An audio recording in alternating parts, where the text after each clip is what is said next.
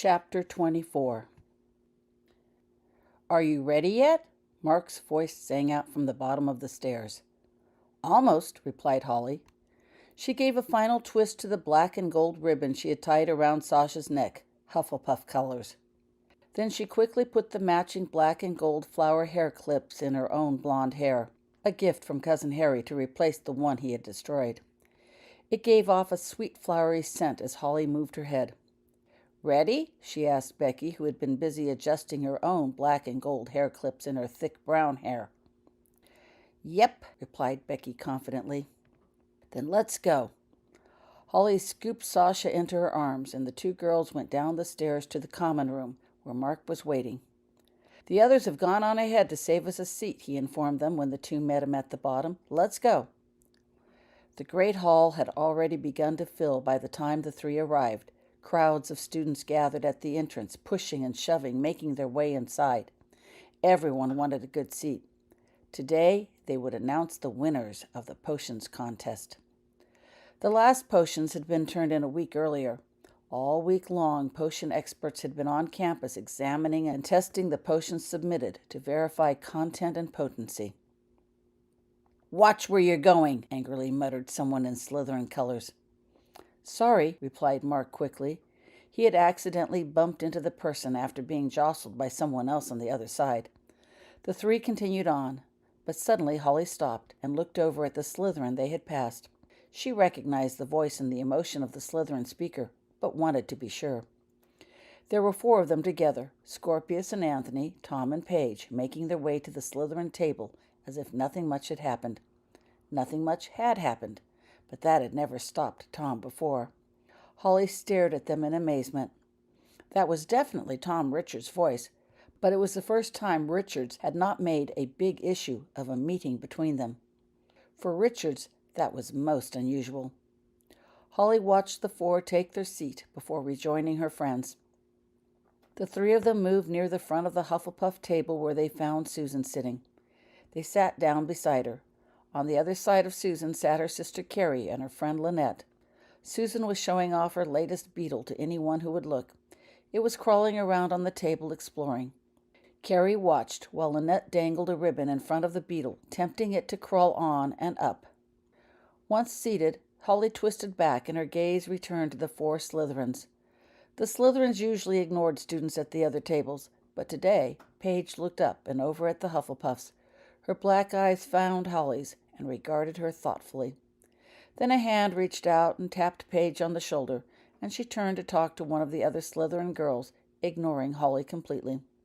"Look," said Lynette, "there's Harry Potter again." And indeed, Holly could see the slender figure of Cousin Harry sitting quietly next to Headmistress McGonagall. Rita Skeeter sat up on the stand also, her fluffy orange ostrich quill busily writing away while her camera floated randomly around the hall, flashing and taking photos.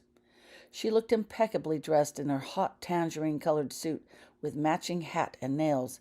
Holly made sure she was looking down when the camera pointed her way. Though Rita's big write-up on the crash never once mentioned Holly's part, Holly still received a congratulatory note from Stan saying he knew Holly was the only person at Hogwarts that could have found the plane. Several other well-wishers had sent her notes too, no doubt having heard something about her from Stan. "Will you be seeing him after the ceremony?" asked Lynette wistfully, bringing Holly's attention back to Cousin Harry. "Nope," she replied with confidence. "We've already had our last meeting."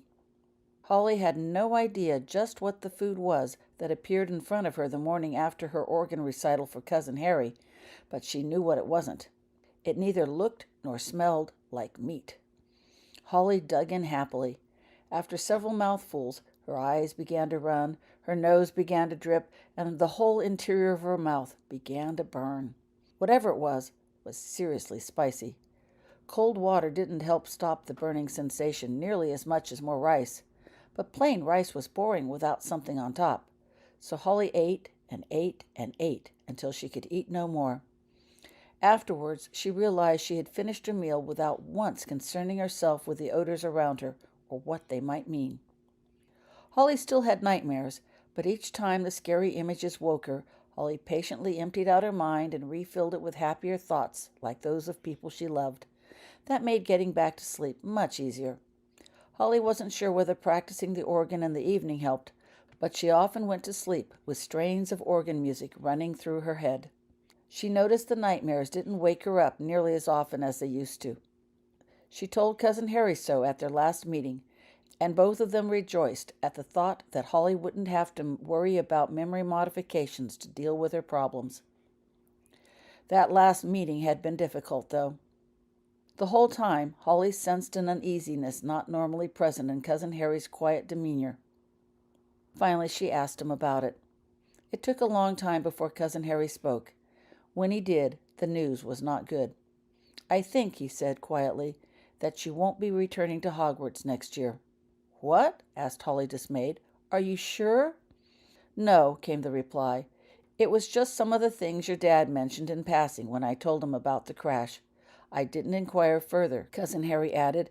"It was not my decision to make." "But I could be wrong," continued Cousin Harry solemnly. "I hope I am, but if I'm not, well, I'm sorry, Holly," he added sincerely, "but we knew this might happen." Holly nodded, unable to keep the tears from streaming from her eyes. "We all love you, Holly," said Cousin Harry softly. "You know that, don't you? We'd love to have you return to Hogwarts, but not at the cost of your family." Holly buried her face in her hands, crying freely. Cousin Harry took Holly gently in his arms. "You have something special with your family, Holly," he added, "and it's more important than any school." Holly continued to sob softly. Cousin Harry hugged her tight. "It's not the end of the world. It'll be okay," he assured her. "Your dad could always change his mind, you know," continued Cousin Harry lightly. "If not, well, you know where we live. You're always welcome to come visit." Holly looked over at Lynette, not wanting to remember that last visit with Cousin Harry. She hadn't told anyone about the possibility of not returning to Hogwarts yet, except Becky, of course. Becky could always tell when Holly had been crying. Maybe Cousin Harry was wrong, but Holly doubted it. He seemed to know her dad pretty well. Holly planned to break the news at the end of the year Hufflepuff House meeting. Time enough for tears and goodbyes then. Lynette was smiling dreamily. Her emotions came through like a huge beacon. "Don't forget," Holly reminded Lynette, "he's still happily married." "I know," sighed Lynette, "but one could always imagine." "Look," said Mark, "here comes Professor Slughorn and Mr. Borage. They must have finished all the tabulations." Everyone twisted and looked back, their attention at the great hall entrance.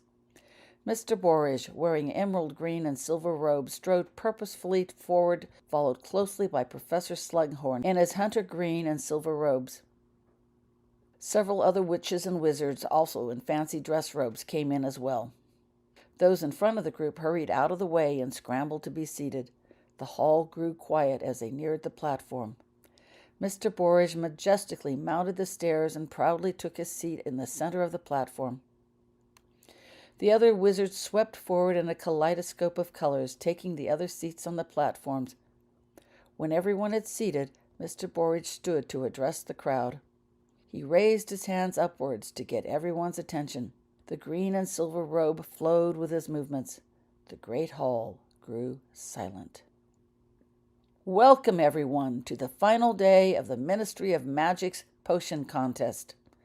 Now I know everyone is anxious to hear the results, but first I have some introductions to make." What followed was a long series of introductions of the various dignitaries in attendance. Most were judges, potion experts, who, assured Mr. Borage, had been kept very busy all week testing and retesting the potions submitted. Present also were representatives from St. Mungo's, the ministry, and, of course, Harry Potter, who inclined his head briefly at the mention of his name. The applause was polite but brief. Everyone wanted Mr. Borage to get on with the program. Finally, Mr. Borage finished his introductions and cleared his throat. "Now," he began importantly, "for the moment you have all been waiting for." Everyone stirred restlessly. Mr. Borage used his wand and caused a sealed scroll lying on the ground by his chair to rise up to his side. "I shall begin," he stated, "with the individual awards." Breaking the seal carefully, he unrolled the scroll and began to read.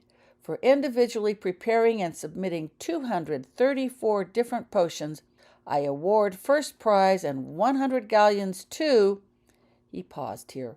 increasing the suspense while he caused a small, heavy-looking bag, no doubt full of gold coins, to float from its resting place into his waiting hand. "Miss Ravinda Vasari." Everyone cheered. The Ravenclaws cheered the loudest, of course. Ravinda proudly walked up to the stand amidst numerous camera flashes to receive her prize. The bronze and blue-colored beads, Ravenclaw colors, at the end of her corn-row braids twinkled merrily. Then, while the camera continued to flash, she shook the hands of all the judges and dignitaries, even Cousin Harry, before returning to her seat. "I heard she stayed over during Christmas break just to mix more potions after the Slytherin debacle," said Gwen as they clapped. "She's earned it if she did that many potions," added Donna. She'd been the designated Hufflepuff different potions mixer.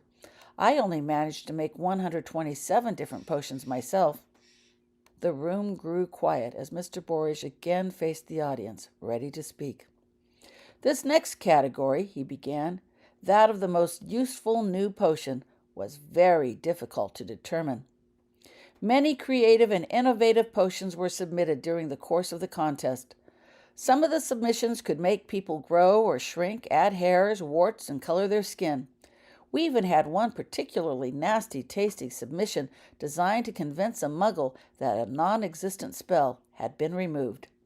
Everyone, including Mr. Borage, laughed at that. Holly felt her face warm with embarrassment. "At least it wasn't disqualified," she muttered to no one in particular. She hadn't told anyone she had mixed and submitted that particular potion. "Seriously," continued Mr. Borage, "while all these potions obviously have their uses, we had to select one that was most useful. The judges could not agree, and I found myself in the difficult position of having to cast the deciding vote." Translation: "He picked the one he liked best," commented Roland dryly. "I told you we should have submitted an anti-acne potion. He looks like the kind of guy that could have benefited from one when he was younger." "I know," sighed Donna, "but the hexes work so much better, and Weasleys have their acne remedy, so it's not so unique anymore." "Besides," put in Rupert, "we're not Slytherins. You see the way he's been flaunting those colors. I bet whatever potion he selects will have been created by a Slytherin." "Hush up, will you?" whispered Ben. "I want to hear what he says." "Much consideration, the winning potion I selected is titled Serenity.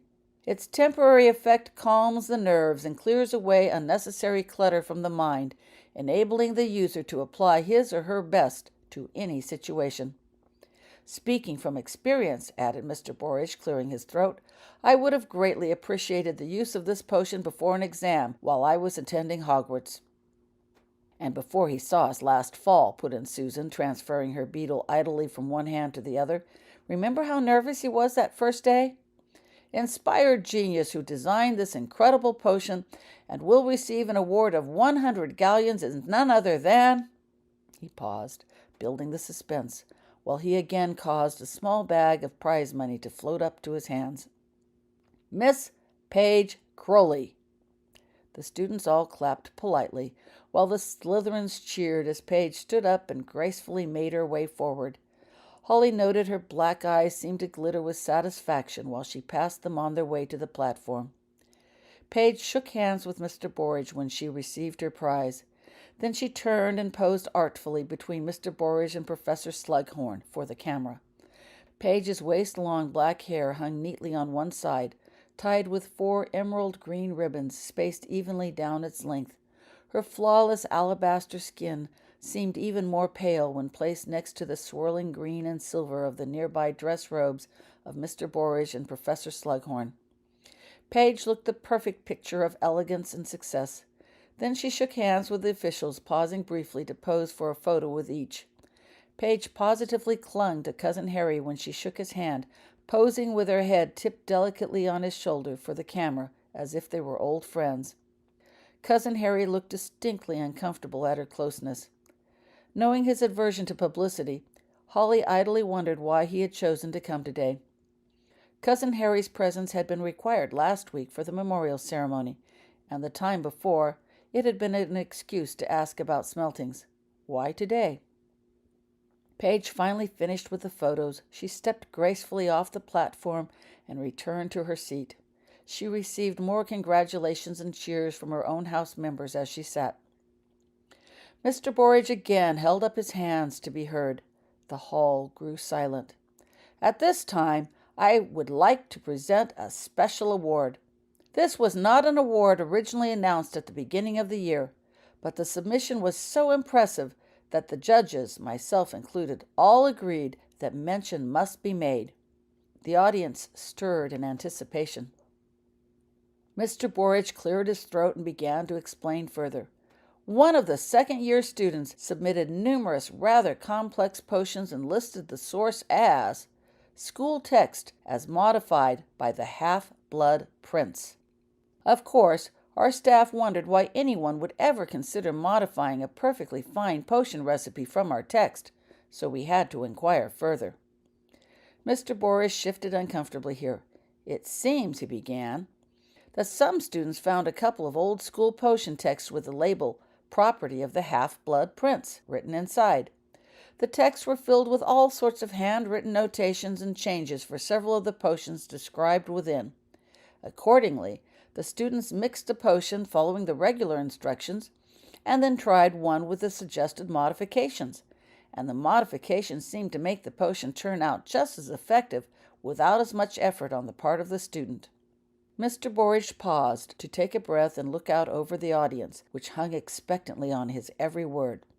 Of course, he continued, our potion research department, myself included, found such a claim difficult to believe and had to see these modifications for ourselves. I can tell you they have spent the better part of this last week testing and retesting each and every suggested modification that time permitted. We were only able to test a small sample of the modified directions, but if the rest prove as effective as those we have already tested, then the consensus is that this half-blood prince, whomever he is or may have been, was an inspired genius in the area of potions.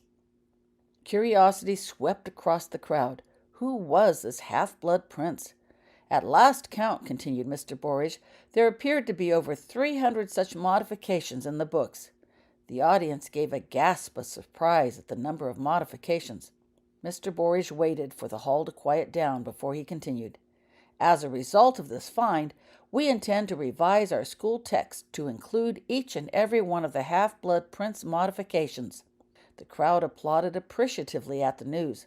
Mr. Borage removed his glasses, wiped them clean, and returned them to rest on his nose. Now, he continued, the students responsible for bringing this invaluable find to our attention maintain that any credit for these revisions should go to the Half-Blood Prince. The students have also requested, and we have agreed, that in lieu of any prize money, each and every revised potion shall include the subheading of Modified by the Half-Blood Prince, so future students and mixers of potions will recognize and appreciate the genius of the Half-Blood Prince. There was a murmur of surprise at this gesture. Students looked about at each other, wondering who had found the books. Mr. Borage caused an ornate oval plaque to float to his hand. Then he looked importantly around at the faces in the hall. Will Mr. Albus Potter and Miss Rose Weasley please come to the stand? The Gryffindors went wild at the mention of their names. It seems that the Half-Blood Prince's handwriting was rather difficult to read, continued Mr. Borage as an aside, speaking over the sound of cheers, and it took 2 of them to translate it. That caused the whole audience to chuckle. Albus and Rose left their seats and walked towards the front, a little self-consciously because of the laughter. When they reached Mr. Borage, he handed them the gold plaque with the scrolled writing upon it. This plaque is but a small token of our appreciation for the invaluable contribution you 2 have made to our books and the wizard community at large, he said grandly, while he shook their hands. Rose's cheeks flushed red, nearly matching her hair. Albus stood even straighter at the compliment. See, said Lynette with satisfaction, while Albus and Rose held out the plaque for all to see. Professor Slughorn was right. Like father, like son. They're both great at potions. Mr. Borage shook Rose's hand first, and then Albus's, while Professor Slughorn moved up to the other side so the 4 could pose together for the camera. That award just means they're good at mixing and following potion directions, commented Holly. I mean, it's not like they developed the modifications. So, said Lynette dismissively, it takes a genius to recognize it in others. What about Rose? Asked Mark, while the two shook everyone else's hand and finally received a warm hug from Cousin Harry, who truly looked pleased at their award and accomplishment. She probably just helped out, replied Lynette with a toss of her head. I wonder, said Holly thoughtfully. Lynette had seen them around, but she'd never actually met either Rose or Albus. Albus had never given Holly the impression of being especially good at potions. He liked Quidditch too much. After hearing how Albus had blown up the potions room, Holly guessed Rose had done much of the potion mixing. Who do you think the half-blood prince was? Asked Susan, while Albus and Rose moved down the aisle to sit down. I have no idea, replied Gwen, but surely someone knows. It must have been a student, or they wouldn't have found a book, added Roland. But I have never heard of any royalty attending here, half-blood or otherwise. Whoever it was should have been listed in the roster, said Mark. I can't think why they don't seem to know. Holly looked over at Cousin Harry, again sitting, relaxed in his chair with a hint of smile on his lips. He hadn't looked surprised at the announcement, thought Holly suddenly. I bet he knows. Maybe that's why he came. Mr. Borage raised his hand for silence again. And now, he announced importantly, when the hall again grew silent, for the moment you've all been waiting for. He glanced at Professor Slughorn before continuing. Professor Slughorn tells me that 100% of the students attending Hogwarts submitted at least one potion for counting. That means each and every one of you is a winner. While Mr. Borage droned on, Holly's mind drifted over to the huge gleaming hourglasses containing the house points that rested in the entrance hall. The Slytherin hourglass was the fullest. They had won 3 of the 4 Quidditch matches and were destined to take the Quidditch Cup as well. The winds had also placed them in the lead for the House Cup. Ravenclaw was in second place. As a group, they were very intelligent and had earned lots of points for class performance.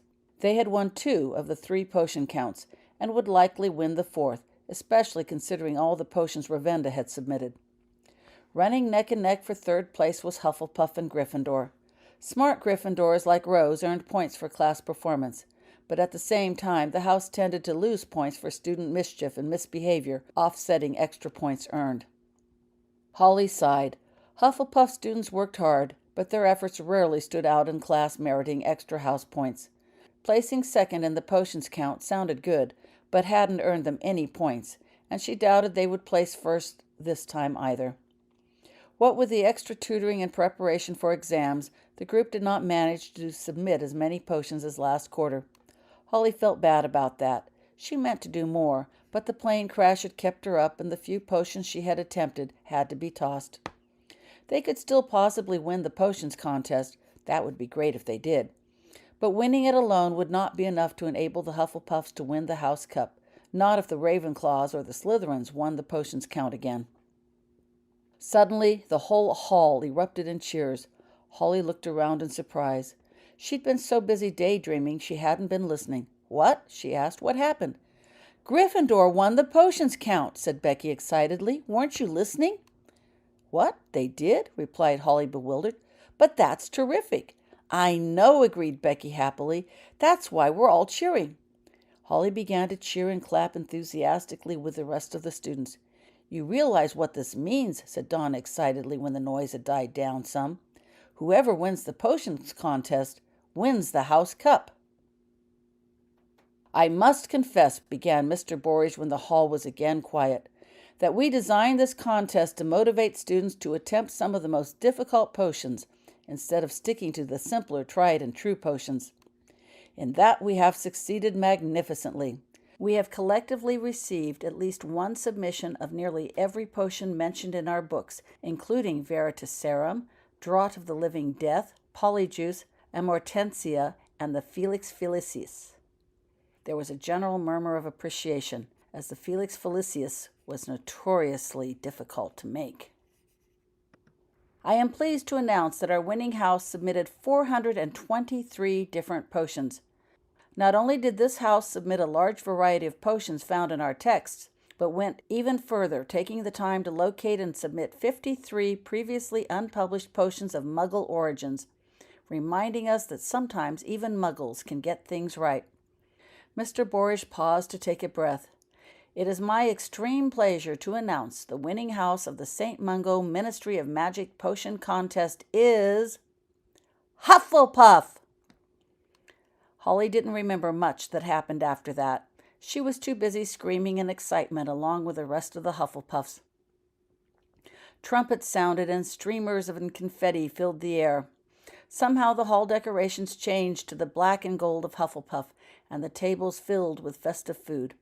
A huge trophy sat prominently on the Hufflepuff table for all to see. An equally large second trophy, the House Cup, sat near it. Party music began to play, and one end of the hall opened up to the outside, letting in more air. When the initial excitement wore off and the festivities slowed down, Holly spotted her cousins relaxing on a bench with their gold plaque lying between them. She made her way over to them. "Congratulations," she told Albus and Rose warmly. "May I look at your plaque?" "Sure," replied Rose promptly, handing the plaque to Holly for her inspection. The inscription read, "Awarded to Miss Rose Weasley, Mr. Albus Potter, and the Half-Blood Prince, in recognition of their invaluable potions contributions." A date followed. The scrollwork on the plaque was both exquisite and intricate. Ornamental decorations around the rim included delicately inscribed potion-related images of flasks, cauldrons, mortars, and various medicinal plants. "It's beautiful," admired Holly as she ran her fingers over it lovingly.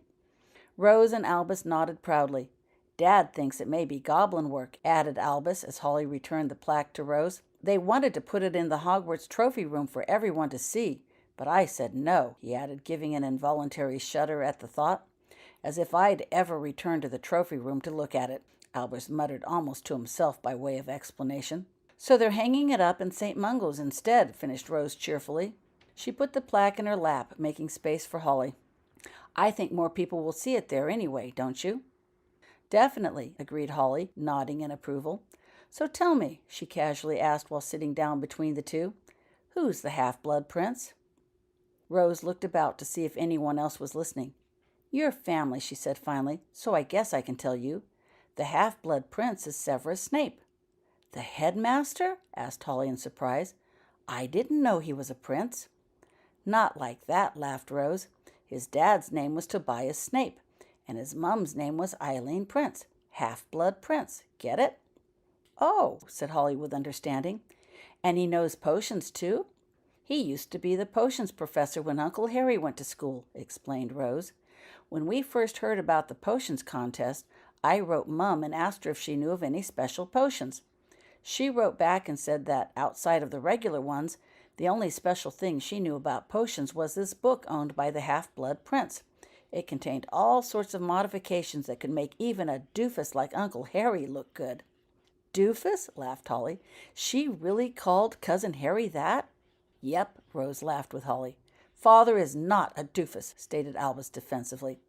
"I know what Professor Slughorn says," continued Rose while ignoring Albus, "but Mum apparently doesn't think much of Uncle Harry's potion-mixing skills. Anyway, I didn't think much of Albus's potion-mixing skills, so we decided to try and find the book to help him. He wrote and asked Uncle Harry what happened to the book. He said it had been left in the Room of Requirement, but didn't think it survived the fire." "Room of Requirement?" said Holly in astonishment. "But that's what—" "Yeah, I know," acknowledged Rose. "I thought that's what you were up to when I saw you in the library that day. I recognized the fire books. Why do you think I knew what fire repair spells to suggest?" "Anyway," continued Rose, "I had no idea what I was in for, though, when we decided to find the book. I spent most of the fall just trying to get into the room. I had to use all sorts of healing spells, reversal spells, and renewal spells just to find the door and get it to open. And then the room inside was positively burnt to a crisp. I'd have quit," admitted Rose. "But by then, Albus had learned the identity of the Half-Blood Prince, and it became a matter of pride for him to use those modified potions in the contest." "Yeah, well, everybody teases me because my middle name is Severus," interjected Albus seriously. "They just don't know what kind of a person he really was." Holly nodded sympathetically. She, too, had heard negative comments about Headmaster Snape and felt them most undeserving. "Well," continued Rose, It took even more reversal spells to separate the ashes and determine what had been in there. Any time I pieced together a book, I had to do a series of restoration spells just to read the title. There were a lot of books in that room, Rose sighed in remembrance. Then she continued her narrative. Finally, I found one that looked promising. It even had the name Half-Blood Prince inscribed on the inside cover. But when we read a few of the spells, we realized it wasn't the book we had been seeking, but another one. I managed to get some of the pages restored enough to be read, and Albus went to work mixing the potions. Sure enough, the potions turned out lots easier to mix with the modifications.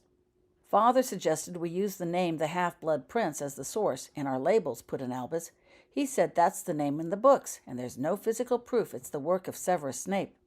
Besides, added Rose, though everyone knows Severus Snape was helping Dumbledore all along, that doesn't change their opinion of him as a person. Most people who remember him just didn't like him.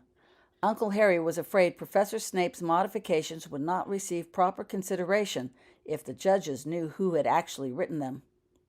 Anyway, continued Rose, while Albus was mixing potions from the first book, I went back to the room and dug through the ashes until I found the book Uncle Harry used. Albus did most of the mixing because I was too busy trying to restore the pages so they could be read. I managed to get all the pages restored by the last quarter, but even with the pages restored, the handwritten modifications were really hard to decipher. Towards the end, Albus and I practically camped in the potion mixing room, trying to prepare and submit as many potions as possible before the deadline. We didn't get all his modified potions mixed, but we mixed enough for the potion judges to take notice, she finished with satisfaction. Holly stared at Rose in amazement. Do the judges know how much work you did to recover the books? No, she replied, shaking her head. They just saw some scorched old books with fragile pages covered with a lot of tiny writing. Didn't you tell them? Of course not. Then we would have had to explain about the room of requirement, the fire, how we knew about the book, and where to look for it in the first place. Father didn't want his name mentioned either, added Albus. He thought that might affect the judges as well. The judges didn't realize the work we put into recovering the modifications, but Albus did, Rose added proudly. He also knew that Mr. Borage might not take kindly to any suggestion that his father's book didn't contain the best potion recipes ever, and might even try to ignore all the modifications as if they'd never existed. That's why Albus insisted they agreed to include every Half-Blood Prince modification with proper attributions in all their text reprints and their next book, before Albus would even let them look at some of the modified directions, let alone test them. And they agreed to do it just like that? Asked Holly wonderingly. They had to, interjected Albus proudly. I told them if they didn't, I would print up my own potions book with all the Half-Blood Prince modifications, and they didn't want the competition. By that time, I had mixed up and submitted several potions from the advanced book, and if a second year could mix them up so easily, they knew my book, if I wrote one, would be a bestseller. Holly gasped in amazement. You didn't. He did, added Rose proudly. Albus has turned out to be quite the negotiator. Albus's cheeks turned pink at the compliment. He told the officials he also wanted recognition for both of us at the contest before he'd release the full contents of the books for their use. Since we weren't asking for money, they agreed pretty readily. I guess they figured they got off easy. But we never wanted any money in the first place. Just the recognition for Headmaster Snape, confirmed Albus happily. But we're keeping the original copy of the books, just in case they don't follow through with their part of the deal. I can't believe you went to all that work just to recover some potion directions, said Holly, clearly impressed. But I'm glad you did. She gave Albus and Rose each a hug, which they readily returned. So, said Rose conversationally, can you tell us what you were doing in the room of requirement? Hello, Cuz, broke in the affectionate voice of James. Holly looked up. Hello, James, she replied. James had walked up carrying a plate of sweets to share. He smiled and held out the plate to Holly, who took off a small tea cake to eat. Congratulations on winning the potions contest, he told her warmly. Thanks, said Holly, but I didn't do much. Donna mixed up most of the different potions, and we all kind of worked together. Good job winning the house cup, too, he added cheerfully, as both Rose and Albus took a treat from the tray to eat. I was afraid the Slytherins were going to win. I'd rather have the Hufflepuffs than the Slytherins get it any time. I thought for sure it would be the Ravenclaws like last year, replied Holly honestly. We'll win it for sure next year, James said confidently. You coming back? He asked casually. As Holly tried to answer, she felt a hard lump form in her throat. What's wrong? Asked James with concern, seeing the sudden change in Holly's expression. Nothing, lied Holly. I'm kind of hot. Excuse me, she said, and bolted away. Holly liked her cousins. Leaving Hogwarts would also mean leaving her cousins. She didn't want to do that, couldn't bear the thought of it. Holly fled blindly, not looking where she went, and crashed into someone. Sorry, she said automatically, then stopped. Holly suddenly realized she couldn't feel the emotion of the person she had bumped into. She looked up and into the glittering black eyes of Paige Crowley. Paige had been standing alone near a table. Her long, straight black hair was still neatly tied with 4 green ribbons and still hung over to one side. But now she also wore a silver circlet around her neck in the shape of 2 twining snakes, each with glittering green eyes that seemed to look menacingly at Holly. Paige's elegant, long, flowing green dress matched the ribbons and snake eyes. The dark green made her pale skin seem even whiter. For once, Paige wasn't clinging to Richards, and he was nowhere near. Congratulations, Holly told Paige. Paige coolly inclined her head, just a bit, acknowledging the compliment. Holly could sense no emotion behind Paige's inscrutable face. What do you plan to do with the prize? Asked Holly curiously. Paige regarded Holly thoughtfully with her glittering eyes before deciding to speak. Develop more potions, of course, she said coolly. Develop new ones, or further refine the ones you already have? Asked Holly suddenly. Bug off, came a familiar angry voice. Richards had arrived carrying 2 drinks. He handed one to Paige, who leisurely took a sip while continuing to watch Holly thoughtfully. Richards returned his attention to Holly. What are you still doing here? He asked angrily. She was congratulating me for my prize, said Paige disarmingly to Richards. Even mudbloods can recognize greatness, she added coolly. The concept seemed to mollify Richards. Paige wrapped her free arm around Richards and leaned on him lovingly. Tom will be a great leader some day, she told Holly. Richards puffed up at her words, her confidence in him. And when he is, added Paige with pride, I shall be there next to him. Holly stared at Paige in amazement. Paige's words, plus what Holly could sense about Richard's emotions, practically confirmed what Holly had begun to suspect. Serenity was being used for more than jitters before an exam. Did Richards even know? Holly doubted it. Richards had a lot of pride. He would never knowingly accept help from anyone. Paige stared boldly at Holly, as if daring her to say something. Good luck, said Holly sincerely before turning to leave. And Holly meant it. Who knew what Richards might be like if he weren't so angry all the time? Holly found the end of the hall that opened. She stepped outside. Maybe a cool breeze would make her feel better. Sasha jumped into her arms and purred happily. Holly stroked Sasha, mentally reaching for the cat's warmth and happiness, wishing it were her own. What are you doing out here? A quiet but familiar voice broke into her thoughts. Cousin Harry, said Holly, turning in surprise to look at the tall figure standing next to her. I thought you had left already. Not until I took time to congratulate my favorite cousin for her part in the potions contest, he replied warmly. Well done. Holly smiled at the praise, but shrugged. I didn't do all that much, she said dismissively. That's not the way I heard things, Cousin Harry gently corrected. You Hufflepuffs got organized, developed a plan, and stuck with it. You worked hard and earned this prize, all of you. Whose idea was it to include the Muggle potions? My mum's, replied Holly shyly, not sure she wanted her mum singled out. Her mum was a midwife, and Mum had some of her papers, Holly explained. It just sort of snowballed from there. Holly's voice trailed off, embarrassed. Well, said Cousin Harry approvingly, ignoring Holly's discomfort, your mum is a very smart lady. He reached over and rubbed Sasha between the ears to the cat's intense pleasure. It was the Muggle potions that put you over the edge, gave you the winning count, he continued. Did you know that? No, replied Holly, warming to his praise. The judges never expected that. The Muggle potions threw them over for a loop and made them do a lot of extra testing. They were less potent than similar wizard potions, but, in their own way, still effective. Because the ingredient mix was different, The Muggle recipes had to be counted as completely new potions. The Muggle potion submissions forced the wizards to reconsider their ideas of potions. So often the wizard community forgets the contributions of the Muggle world. You Hufflepuffs made them remember. Thanks, said Holly. She watched the shadows a while, basking in his praise. You never told me about Rita, Holly accused abruptly. Yes, I did, argued Cousin Harry. I even told you to watch out for her. True, agreed Holly, but you never mentioned the buggy part, she insisted. Cousin Harry fell silent. Some things I can't exactly talk about, he finally said by way of explanation. It would seem, he added, that you did not need to be told. After the tea? He inquired. Uh-huh, agreed Holly. I wondered, he said calmly. I knew she was out there when you left, but Rita had no reason to suspect I was still on the school grounds, and if she did, she certainly didn't know my purpose.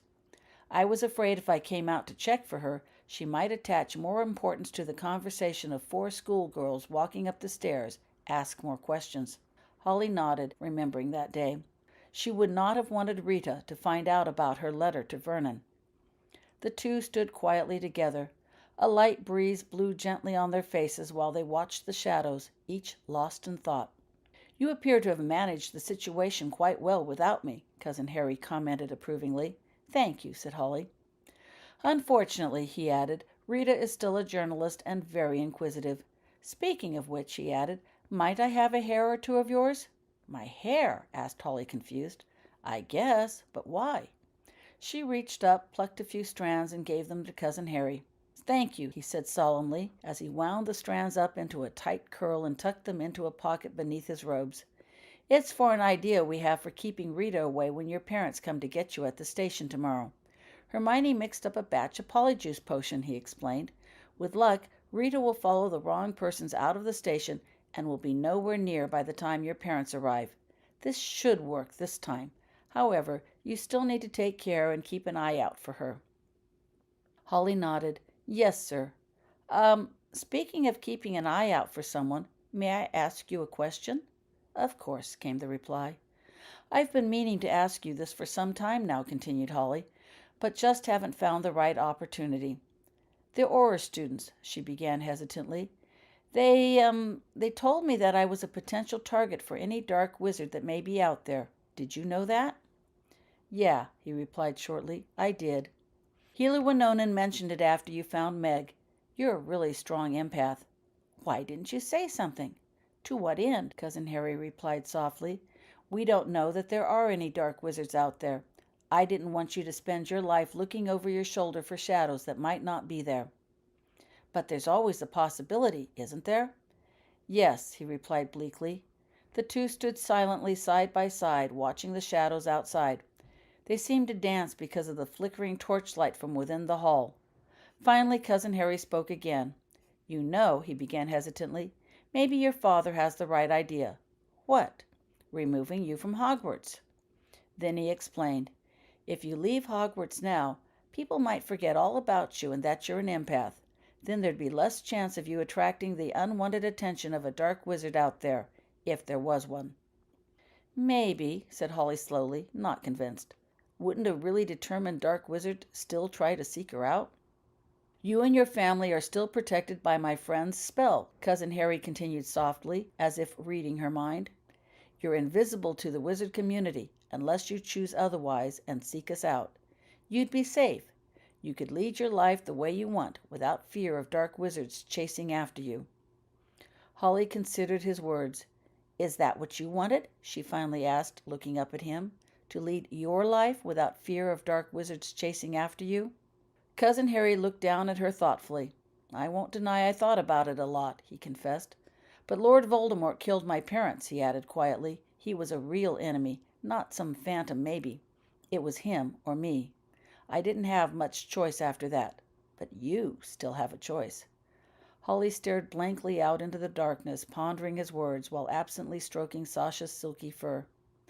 They stood together silently for several minutes, watching the outside shadows flicker and move. Then Cousin Harry said softly, You have friends inside. You should enjoy their company while you can.